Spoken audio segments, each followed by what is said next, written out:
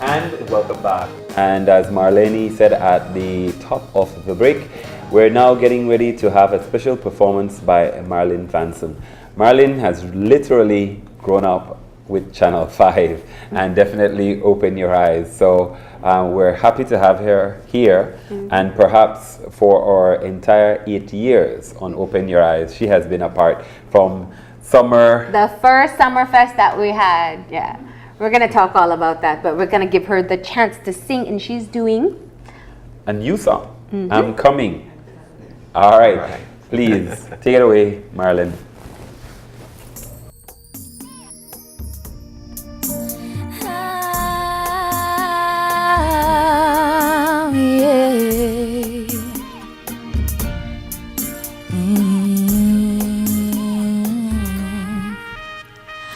Open up my eyes and I see the sunshine pouring through my window.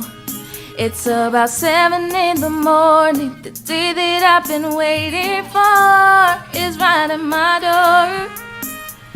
Today will be the day that I come out and show you a change. Today will be the day I go all out and turn the page. I'm coming to show you, I'm coming to prove you wrong. I'm coming to let you know that I do and will belong. Yeah.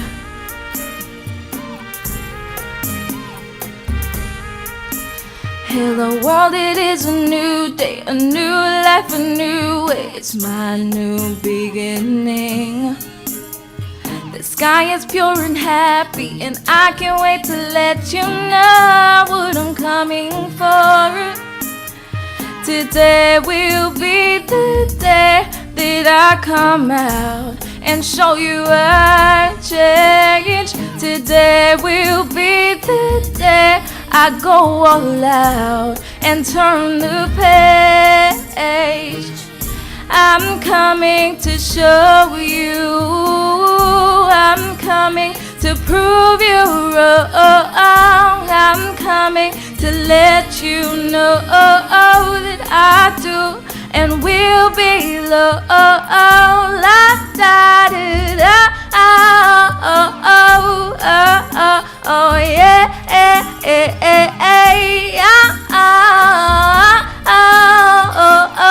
la da da da.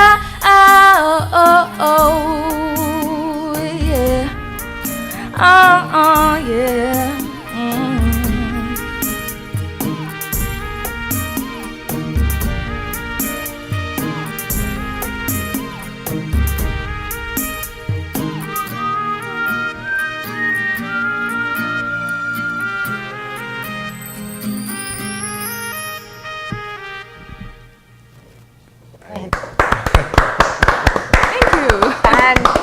fantastic. Thank you. So I know that we have a history of, we know all about your history here at Channel 5, but for the public, tell them when you got started, at what age? Really long. I started singing in church when I was young. I'm not sure what age, but probably maybe 6, because I saw a video when I was like about that age singing, so probably that age. And how old were you when you started Summerfest? When you did your first Summerfest? I have no idea, but it was 2009. 2009. So tell us about this new song that you have, I'm Coming. Where did the inspiration come from? Well, I've been working a lot on making songs on my guitar. So that was one song that came from my heart. You know, I wanted to bring a song out talking about me coming out as a new artist, because right now I'm in the process of rebranding myself, and I wanted to bring a song kind of about that, you know? So that's pretty much where that came from. So what are your plans for your upcoming career? What do you have planned in store? Like I said, I'm currently working on rebranding myself. I have an entire management team behind me now. So there's a lot coming. I'm gonna be sharing the biggest news that I've been waiting to share. I'm going on tour next year. Oh wow. thankful to my new management team that I'm working with. We're working on not only rebranding myself as an artist, but as an entertainer and performer. So this tour will be showing me doing my singing and dancing as well. I've been working with a lot of dancers for the couple past months, and I'm very excited for this tour and all my coming up performances because it's going to be very big. We're planning on making sure that it's something that Belize has never seen before. It's going to be very big, and I'm very excited. And it's in all the districts and the keys? Yes, everywhere. I'm going everywhere. Okay, that's great. We're looking forward to seeing you do big things in our country, trailblazing the first time we have a tour in the entire country with Marlyn Vansen. Such an amazing performer. Amazing. Great job, Marlyn. Thank you. Yeah, we love that song. So that's from the new album. Yes, that's one of my news. You have a title for the album yet? Yes, Exposed. Because I'm exposing myself as the artist that I want to be. But not physically, y'all. Yes. Thank you for that clarification. That was an important one. No, it's fantastic. And I can remember Marlyn on that first Summer Fest.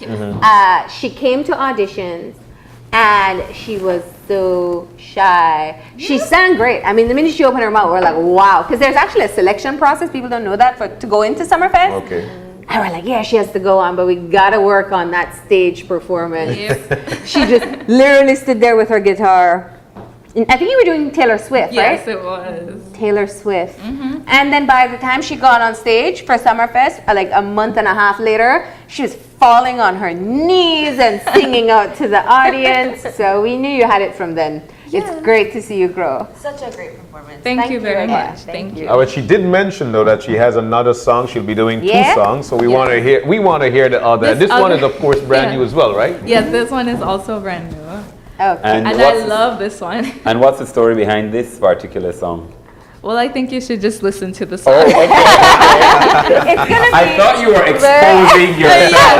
The song says it all. all right. So we're gonna have that a bit later on in the show, but we're gonna get moving now. That's right. Have you ever wonder how to start the morning? I mean, how do you start your morning right?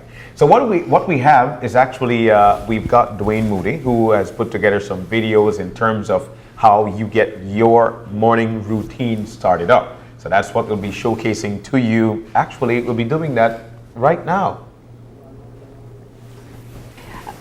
All right. So as soon as we... I guess you should talk about your morning routine to fill the time. My morning routine, This is fascinating, right? my morning routine, like for instance, to get to the show, what I do is that I normally wake up at 4:30. I'm a 4:30 guy. 4:30 to 4:45, somewhere around there, I take a jog for about 15-20 minutes.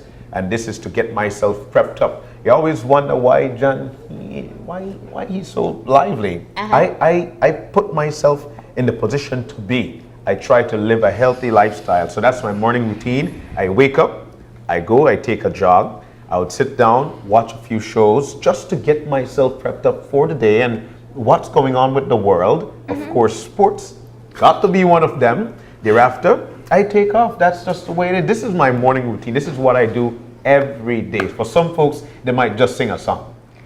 You know, I have to say my morning routine starts with coffee, and it's amazing because I'm the only coffee drinker on this table, right? Really? Amen to that. Yes, It's amazing. We do a morning show. How is there not more coffee? My morning literally starts stumbling to the coffee machine. I do try to get out and get a walk if I can. I love being outside to have my coffee.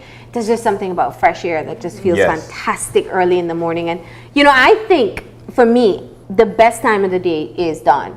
There's just something about it. That darkness leaving, the day starting, the fresh air, the quietness. There's a cool wind that it's my favorite time of day. I wish I could enjoy it longer, but I'm usually on a tight schedule. But yeah, my day starts with coffee. That's simple. And I don't know how these other morning show people don't survive on coffee. 2 more to go. I ease into my day. I get up very early, usually at 4. Don't wake up with an alarm or anything like that. Just natural body clock, and then I ease into my day. I usually listen to music, you know, some news, but I just walk around and I'm a moody kind of dresser, so depending on what mood I am, a part of the selection process is to decide what I'm going to wear, and then, you know, by the time I'm out the door, I'm ready for the world. Excellent. So easy though. Jamie. Easy. I am a true millennial because I am quite the opposite of all the adults on the couch, on this channel. We're not that different in age. You'd like to think. I am such a night owl. so- So the first thing my only morning routine, the only thing that consists, I have as a normal part of my morning is praying. I wake up and before I open my eyes, my brain is awake, but the rest of me isn't. So I pray and I talk to God. I thank Him for giving me a new day. And then I ask myself, but didn't I just wake up yesterday? Like, So you struggle to wake up in the morning. I am not a morning person. If I could get up 10 o'clock every day, I would. But at 10 o'clock, I am very productive. I can get things done. I get moving. I get, excited about what lies ahead. But before that, my brain. 10 o'clock. 10 at 10.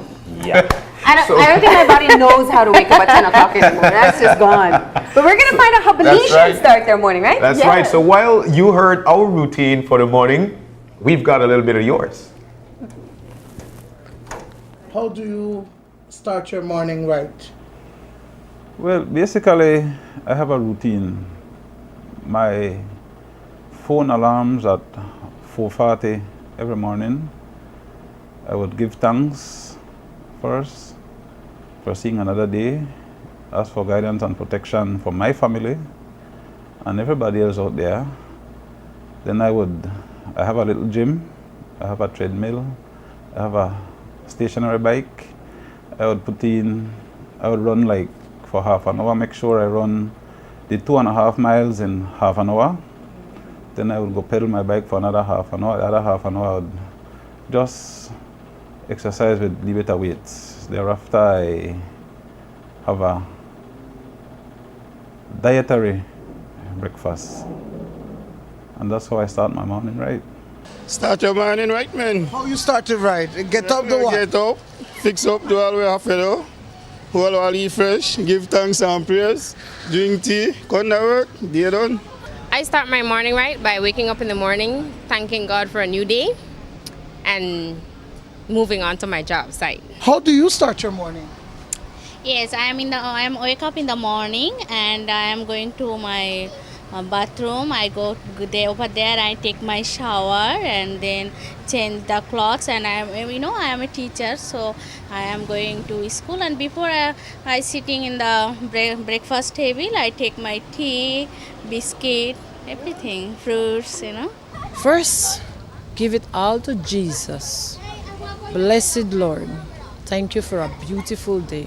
That is how Miss Curd starts her day. I start my morning bright and good because I live to see another day, the beautiful day where God create every day. That this show that for Him face. So whenever you open to see another day that His face, you see, and I'm glad to see it. And I'm happy to see my family, especially my newborn baby boy. I'm happy for Him every day of my life with my daughter and my family. Well, that's the way you started your morning, or you start your morning. Like we mentioned, everybody have got their routine, and a routine, it's a great feel. It's always good to have a routine so you know exactly how to start your morning right. Yeah, I think everybody has their own way of shifting gears into the day. And it's interesting to hear it from other Belizeans. Of course, you're welcome to share how you start your morning right on our Facebook page as well, so we can find out. And we're going to get moving now. I still have my fishbowl question. Really? Oh, okay. So here we go. And I hope I get a good one. All right, so. I'm excited. What is the most difficult part of hosting a talk show? So if I ask a question, I don't have to answer first. Okay, the most difficult part of hosting a talk show would be probably not familiar with the topic. Would it? Yeah, what familiar? Because when I'm in a situation like that and not familiar with the topic, I ask, so tell me about you. And thereafter they go ahead, and from there I would pick the questions thereafter. And I think that's the easiest thing. I think the hardest part is perhaps not connecting with your guest. Oh, okay. That's hard because if you're not, on the same wavelength, communication is difficult. When you don't know, you just ask. I guess that's what people expect. Yeah. But I don't mean it in a deriding kind of way. I think that's easier because that then pushes you to want to know, because you understand that you may share the same space with a lot of people, so it's easy to clarify. But when, because it's such a personal thing, when you're in that space with that person and you're not connecting, or if you have history with that person and it's not good history, then sometimes it's very difficult to put down your own personal biases or whatever, and then focus on the issues at hand. That's perhaps, how do you remain authentic, but at the same time give the person a fair chance, your guest? I think for me, one of the most difficult things to remember is that it's not just a conversation with 3 people. It's a conversation with thousands of people, because you have the background listeners, which is, of course, you, the viewers. So remembering that my questions are not just for me, they're for the public as well. That's kind of difficult because I can't speak. I don't know what the entire public is thinking. So having that in mind can be a challenge sometimes. Yeah. All right, and for you, I think the balance between listening and formulating questions can be difficult at times, because I can really get engrossed in a conversation, and what happens is, if when they stop or complete their thought, it's to ensure that the next question is relevant, and I haven't had time to formulate it. So there's always like this, I want to listen. I feel it's so important. I mean, I could come with scripted questions, but it's important for me to listen to my guests, because I think there's a lot of insight you can get from what people say and what their nonverbals say as well.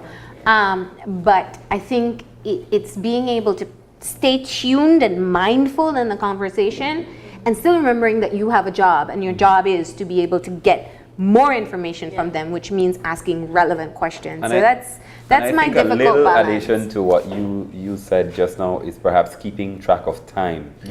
Because that's such an important thing that, if verbosity can really, when you're enthused about something, you don't recognize that other people out there might not share your same interest. And you can't, sometimes you really don't recognize that, because you're so in the moment, and I think keeping track of time is such a hard thing, because it goes so easily when you're engaged. So you have to be careful. Adding on to that is transitioning sometimes, like you talked about earlier, when you have this really, really heavy politically charged topic, and then you move into, they're having a expert. It's true. That it's a good mental break, though. I think of it that way. It is. It's like it gives you a chance to switch to another part of your brain. But I also find it very difficult to interview guests who are heavily scripted. And I understand that some people are very fearful of public relations or being on camera, so they come over prepared and they don't have a conversation. They recite a script. And I find it, I mean, we do what we can. We've all done it. We do what we can to kind of divert them into being, because nobody wants to hear a Q&A. They don't want to say, okay, what are you doing? We're doing blah, blah, blah, blah, blah. When is it going to be blah, blah, blah?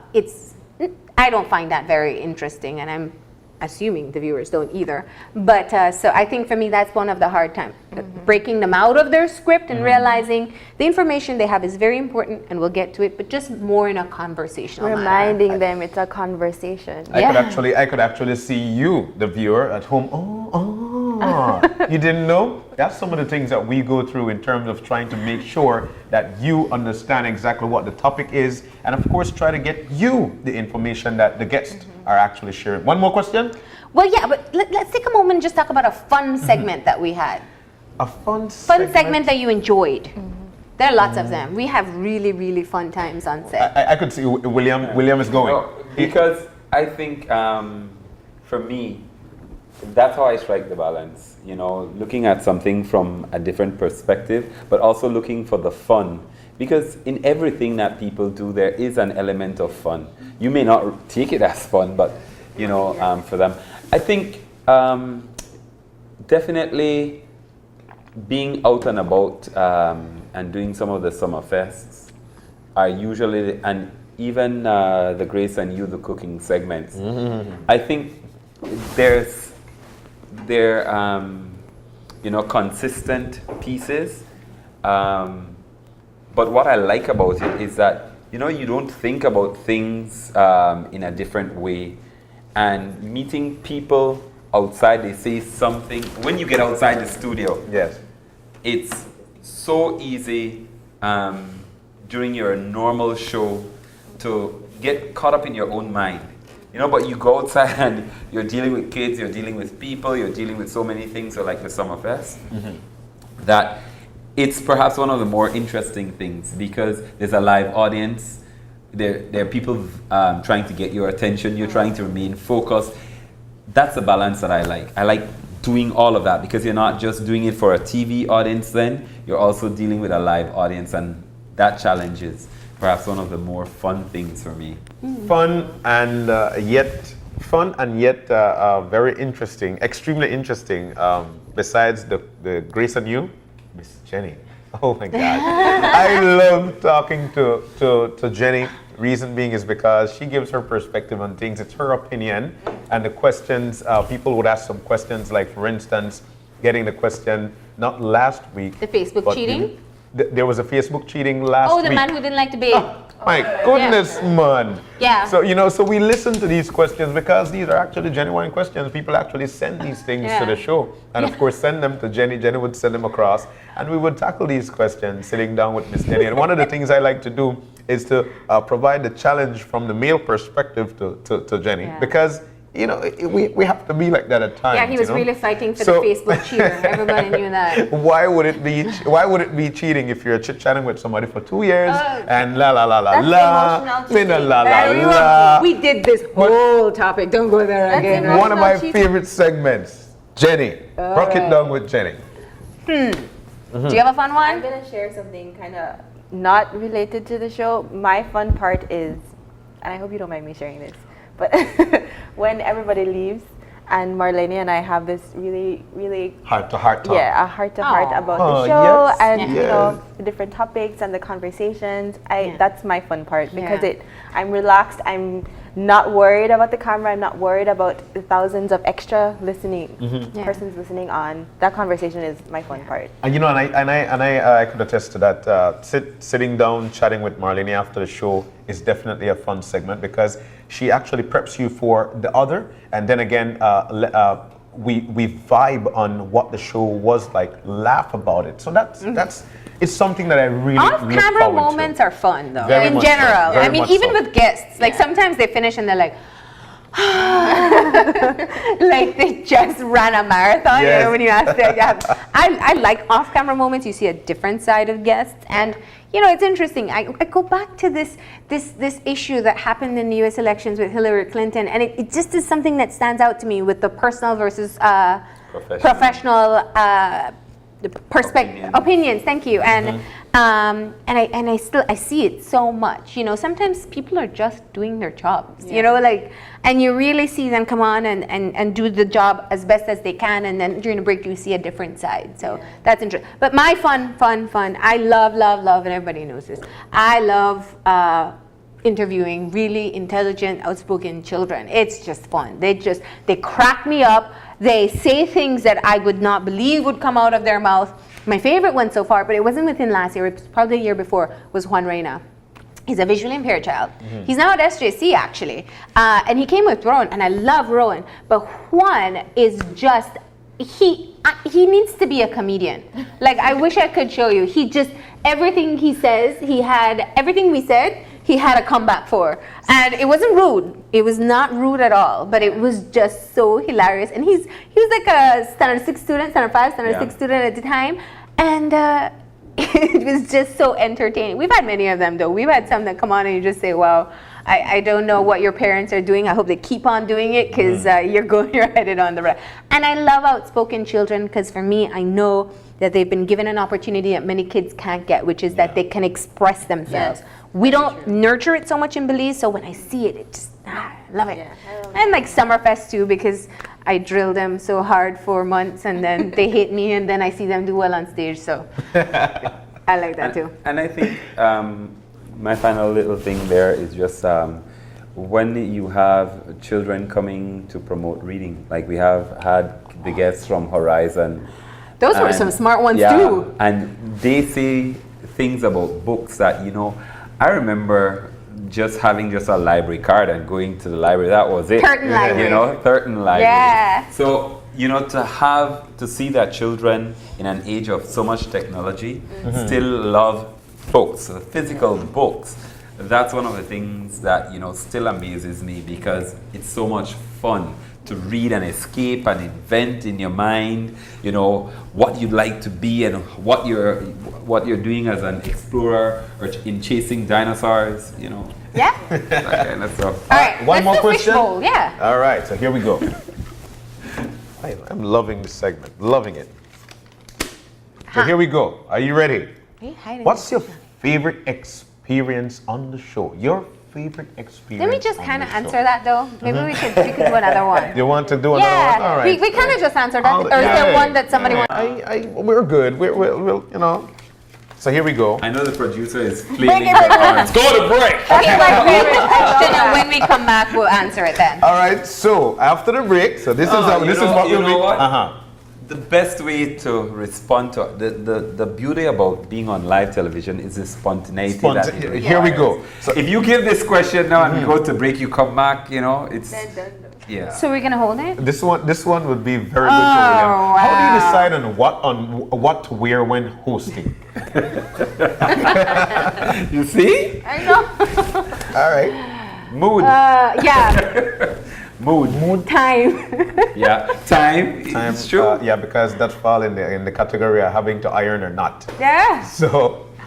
Mine is. I have tried many times to take up my clothes the night before. Many times. Everybody says that's how you cut down on getting ready. I can't do it. I can't. I go take it out the night before, and the next morning I'm like, I don't feel like wearing that, and then I have to go for something else. But for some reason or the other, when my box or barrel comes to the country, it's always a blue long sleeve. So I just pop it up. It's you like have a uniform. Yeah, it's like Peter Griffin and green and white.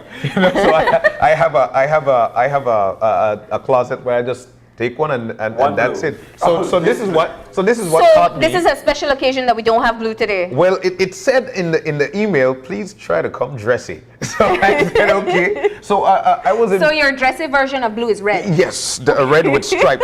In PG this over the weekend, and they were like, John, I'm seeing a blue shirt on Thursday and Friday. So I said, bye. I have to come dressy today. Oh, Jamie.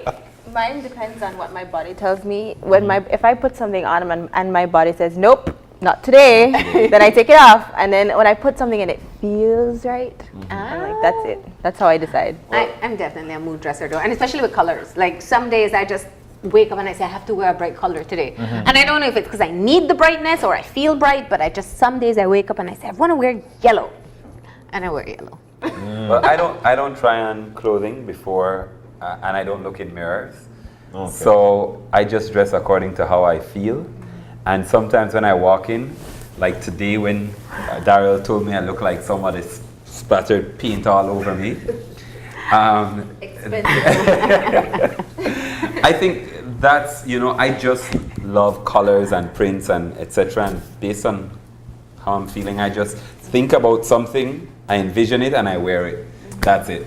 I think it's good to know what your style is. Knowing how you like to look, knowing how you like to portray yourself to the public, that helps having an identity when it comes to your style. Yeah. I'm so not trendy, and William fought me with this for a year. I'm not a trendy person. I don't, and I genuinely believe that everything that is in style is not meant for me. It doesn't match my body type. It doesn't match my personality, and it's more about what matches my personality. But for me, it's not about being trendy though. It's about pushing your own personal boundaries, especially when it comes to television.